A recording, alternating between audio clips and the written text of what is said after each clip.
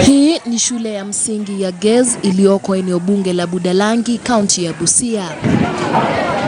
Kwa mbali unaweza kudhania ni mahame, ila ukikaribia inadhihirika bayana kuwa hii ni shule ya msingi.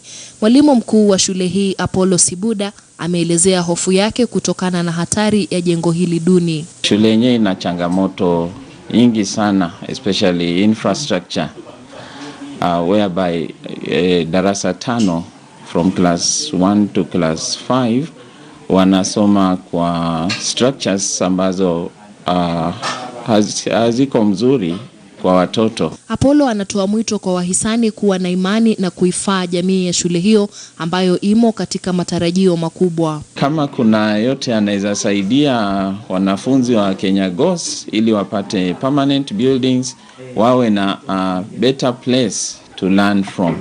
Shule hiyo pia haina vyoo licha ya kuwa na wanafunzi zaidi ya 400, jambo linalotia wasiwasi wa mkurupuko wa kolera, lakini